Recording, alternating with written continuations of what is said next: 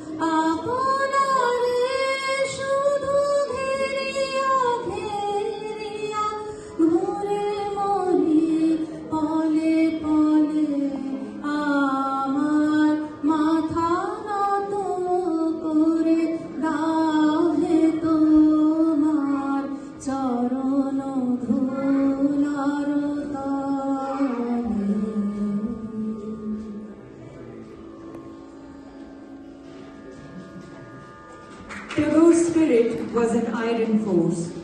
He believed in a heaven of freedom, where the head is held high. Marilu will carry the plea into the romantic cadence in Spanish.